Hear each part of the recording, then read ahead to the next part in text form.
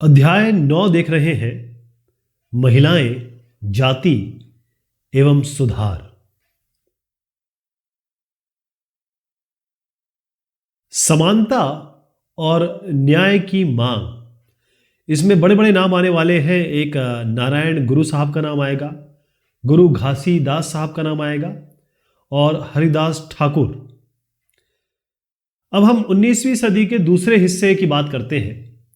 वहां पर यह था कि जो गैर ब्राह्मण लोग थे, आपको याद है कि ब्राह्मण, क्षत्रिय, वैश्य, शूद्र और अति शूद्र, ये जाति व्यवस्था थी। तो 19वीं सदी का जो दूसरा हिस्सा है, आप मान के चले कि 1850 और 1900 के बीच की बात मैं कर रहा हूं।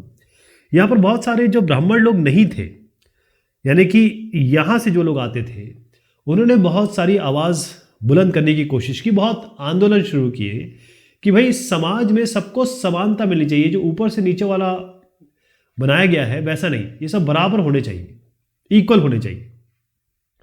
मध्य भारत में आते हैं। मध्य भारत में इसकी शुरुआत किसने की? हर एक इलाके, मतलब मध्य भारत, उत्तर भारत, दक्षिण भारत, सब में अलग अलग लोगों ने इसको आगे बढ़ाया। मैं मध्य भारत की बात कर रहा हूं। इसमें आप ये देखिएगा, सतनामी आंदोलन यानी सतनामी रिबेलियन, इसकी शुरुआत की थी गुरु घासीदास साहब ने। आप यहां देख रहे हैं, गुरु घासीदास साहब ने की थी। और इन्होंने क्या किया कि जो चर्मकार थे, यानी कि चमड़े का जो काम करते थे, उन सबको जोड़ा और आंदोलन छेड़ दिया, क्योंकि सब वो चाहते थे सामाजिक स्थिति इन चर्मकारों की, चमड़ा का काम करने वालों की, और जिनको बहुत अति लेवल नीचे है उनको आगे बढ़ाने की इन्होंने कोशिश की। अब मैं आपको ले जा रहा हूं पूर्वी बंगाल। तो पूर्वी बंगाल में आप यहां साहब देखिए, यह है हरिदास ठाकुर साहब। हरिदास ठाकुर ने, इन्होंने क्या किया, जो मथुआ पंथ मतलब एक पंथ है जिसका नाम मथुआ है, इसमें चांडाल। अब चांडाल कौन लोग हैं? चांडाल वही लोग हैं जो अतिशूद्र, कहीं काश्तकार थे बेसिकली ये, लेकिन ये चांडाल इसलिए कहते थे क्योंकि ये भी समाज का सबसे नीचे वाला काम करते थे। ओके, तो मथुआ पंथ के में जो चांडाल काश्तकार है, उनके बीच इन्होंने बहुत सारा काम किया। अब हरिदास साहब की मैं और बात बताऊंगा आपको। इन्होंने कहा कि भाई ये जो सामाजिक व्यवस्था है, और उस सामाजिक व्यवस्था जो बनाई गई है, क्योंकि ब्राह्मण कहते थे सामाजिक व्यवस्था हमने नहीं बनाई, है तो ग्रंथों से चली आ रही है। इन्होंने कहा ये ग्रंथ किसने लिखे? ब्राह्मणों ने तो लिखे, इन्होंने ये सारी व्यवस्था बना दी। इस पे इन्होंने सवाल उठाए, इन्होंने क्वेश्चन किया कि भाई ऐसा क्यों, इन साहब ने। अब केरल चले आते हैं। केरल, यहां पर ये साहब का नाम आएगा श्री नारायण गुरु। तो इन्होंने किनके बीच में काम किया? इन्होंने काम किया है एझावा जाति के बीच में काम किया। अब एक ही चीज थी उनकी कि भाई जाति के हिसाब से जो अलग अलग ग्रेड बना दिए गए हैं, भिन्नता जो बना दी गई है, जो भेदभाव है, इसके खिलाफ इन्होंने आवाज उठाई, विरोध किया। इन्होंने ये कहा, एक और इंपॉर्टेंट बात जो नारायण गुरु साहब की थी वो ये थी कि उनका ये कहना था पूरा विश्व, पूरी मानवता, मानव जाति, ये सब एक है, सब सारी एक ही जाति है। और उन्होंने बड़ी अच्छी बात कही, उसको सुनिएगा। ओरु जाति ओरु मतम ओरु दैवम मनुष्याणु। इसका मतलब मानवता एक जाति है, एक धर्म है और एक ही हमारा ईश्वर है। ये बहुत इंपॉर्टेंट बात कही इन्होंने, ध्यान रखिएगा, पूछा जाता है कभी कभी ये बात किसने कही? ओरु जाति ओरु मतम ओरु दैवम मनुष्याणु, श्री नारायण गुरु, केरल। ध्यान रहेगा। यहां पर मैं नाम लेने वाला हूं ज्योतिराव फूले साहब का। देखिएगा, इनके 3 चित्र इसलिए दिखाए गए हैं कि एक तो ये आपके एनसीईआरटी में दिया हुआ है, यहां पर मैं बताने की कोशिश कर रहा हूं कि ये सत्य शोधक समाज नाम आएगा, तो उससे इनको रिलेट करेंगे। और दूसरा, इन्होंने एक किताब लिखी गुलामगिरी, इसके भी बारे में बात करेंगे। अब जो निम्न जाति है उसके भी नेता थे, जो निम्न जाति से आते थे, बहुत लोअर कैटेगरी से आते थे। तो उसके बड़े मुखर, मतलब सबसे ज्यादा बोलने वाले और सबसे ज्यादा निखर के या फिर खुल के आने वाले नेताओं में से सबसे इंपॉर्टेंट थे ज्योतिराव फूले साहब। अब 1827 में इनका जन्म हुआ था। कब हुआ था? 1827 में इनका जन्म हुआ था, ज्योतिराव फुले साहब। इन्होंने जो क्रिश्चियन मिशनरीज हैं, ईसाई धर्म प्रचारक, उन्होंने जो स्कूल खोले थे वहां पर इन्होंने शिक्षा पाई, तो इन्होंने क्रिश्चियन मिशनरी में इन्होंने शिक्षा ली। पहली चीज तो ये समझ गए। और जो भी अलग अलग व्यवस्था, जो वर्ण व्यवस्था बनी है या जाति व्यवस्था बनी है, उसके खिलाफ इन्होंने अपनी आवाज बुलंद की। और सीधी सी बात, इन्होंने कहा जो ब्राह्मण कह रहे हैं, अब देखिएगा इनके विचार थोड़े अलग थे। इन्होंने कहा ब्राह्मण कहते हैं कि हम सबसे ऊंचे हैं, जो मतलब जाति व्यवस्था में ब्राह्मण सबसे ऊपर आते हैं, तो ब्राह्मण ये दावा करते हैं कि हम सबसे ऊपर हैं, और क्योंकि हम आर्य हैं और सबसे श्रेष्ठ है, ब्राह्मण ये कहते थे। इन्होंने कहा, फुले साहब ने कहा, देखो साहब, पहली चीज तो ये जो आर्य है ना, ये विदेशी है, ठीक? ये आर्य विदेशी है और ये बाहर से आए।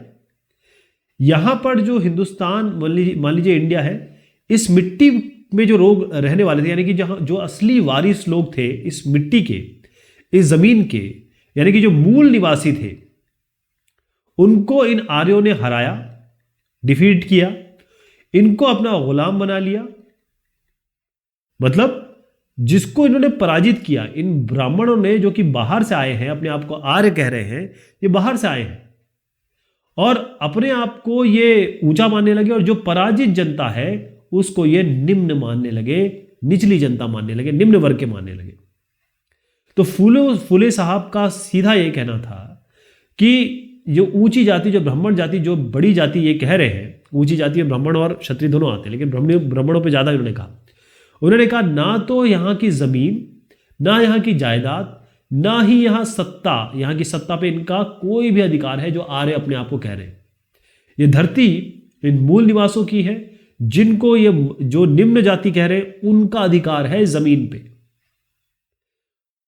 फुले साहब एक और चीज कहते थे। फुले साहब ये कहते थे कि ये जो आर्य जब आए ना, इनके आने से पहले ये जो हमारा समाज था, हमारा शासन था, ये उस समय स्वर्ण युग था।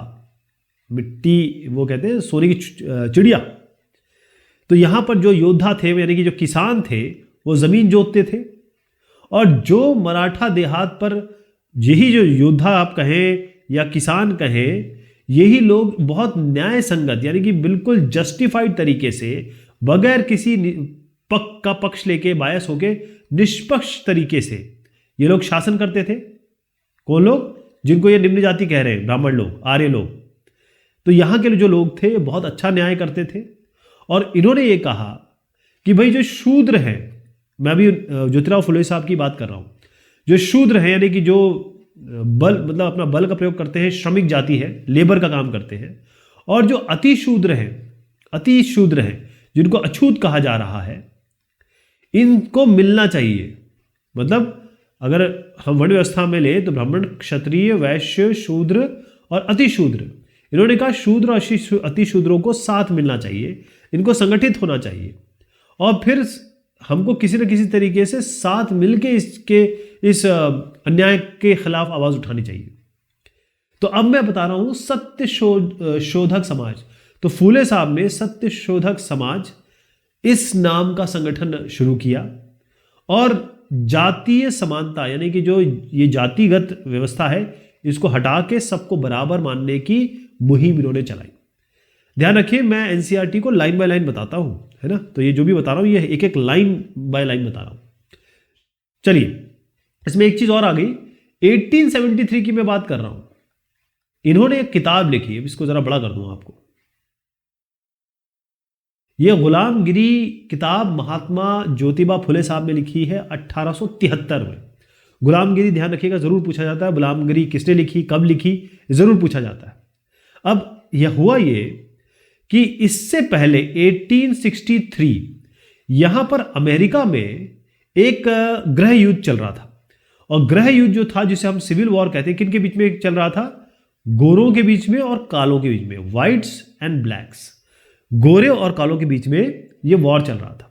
और उसके बाद जब ये वॉर खत्म हुआ, गृह युद्ध खत्म हुआ, तो यहां पर समानता आ गई, यानी कि अमेरिका में जो स्लेव थी, स्लेव दास प्रथा जिसे हम कहते हैं, स्लेवरी जिसे कहते हैं, स्लेवरी, तो अमेरिका में ये दास प्रथा खत्म हो गई। तो ये जो किताब इन्होंने लिखी, इन्होंने ये कहा, सबसे पहली चीज तो ये है कि इन्होंने क्या किया कि जो हिंदुस्तान के निम्न जाति हैं, इंडिया के, और जो अमेरिका के ब्लैक लोग हैं, जिसे हम स्लेव्स कह रहे हैं, काले गुलाम, काले लोग, उन दोनों को एक साथ इन्होंने जोड़ने की कोशिश की इस किताब के जरिए। और फिर क्योंकि उन्होंने जिस तरीके से इसमें बात की है, उदाहरण दिए हैं, तो फूले साहब जो थे, उन्होंने पहले तो ये कहा कि भाई निम्न जातियों के साथ जो हो रहा है वो उसकी आवाज तो इन्होंने मुखरता से उठाई। उसके अलावा जो उच्च जाति है उसमें जो महिलाओं का हाल है वो बहुत बुरा हाल है, पहली चीज।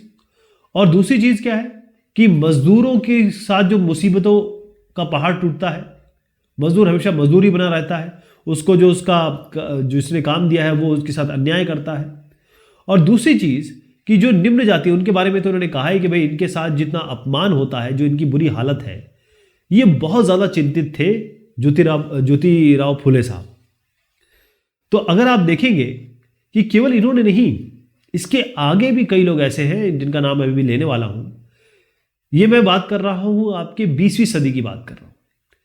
अगर आप पश्चिम भारत में आ जाएं तो यहां पर भीमराव अंबेडकर साहब का नाम लिया जाएगा, और साउथ में चले जाएं तो यहां पर पेरियार साहब का नाम लिया जाएगा, जिनको हम बोलते हैं ई वी रामस्वामी नायकर। पूछा जाता है ई वी रामस्वामी नायकर और भीमराव अंबेडकर साहब, इनको प्यार से रामस्वामी साहब को पेरियार भी कहा जाता है। ओके, तो ये जो बात मैंने कही है इसको थोड़ा याद रखिएगा कि इन्होंने अपनी जो बुक जो है जो ये है उसको डेडिकेट भी किया, किनको, स्लेव्स को, जो गुलाम थे अमेरिका के, उनको इन्होंने डेडिकेट भी किया। यहां पर एक चित्र है, इसमें देखिएगा कि ये मंदिर है, और इस मंदिर में अछूत आना जाना तो छोड़िए, इसके आसपास भी फटक नहीं सकते थे। इसके आसपास एक ऐसा डिस्टेंस था, वहां तक उनको रहना पड़ता था अछूतों को। तो अंबेडकर साहब की बात कर रहे हैं। मैंने जैसे कहा कि ये जो फूले साहब है, उसके पहले जितने भी लोग रहे, उसके बाद इस जातिगत व्यवस्था के खिलाफ कई लोगों ने आवाज उठाई। तो अंबेडकर साहब ये कहाँ पैदा हुए थे? महार जाति में पैदा हुए थे। और महार जाति क्योंकि ये निम्न जाति में आती थी, ये जब छोटे थे बेचारे, इन्होंने बहुत करीब से देखा है कि कैसे जातिगत भेदभाव होता है और किस तरीके से लोगों का एक बायस्ड व्यू होता है, पूर्वाग्रह जिसे हम कहते हैं। इसका मतलब यह है कि जब ये स्कूल जाते थे तो एक तो क्लास के इनको बेचारे को बाहर बैठना पड़ता था, बाहर बैठना पड़ रहा है, और जो पानी के नलके हैं जहां से ये लोग पानी पी रहे हैं, उच्च जाति के लोग, वहां ये बेचारे पानी पी नहीं सकते थे, इजाजत ही नहीं थी। फिर बड़ी मुश्किल से इन्होंने पढ़ाई लिखाई अपनी जैसे तैसे कंप्लीट की। उसके बाद इनको हायर स्टडीज के लिए ये गए अमेरिका, ठीक है, लॉ, ये बैरिस्टर बने, मतलब ये लॉ पढ़ा इन्होंने, और वहां पर अमेरिका में इनको फेलोशिप मिल गई।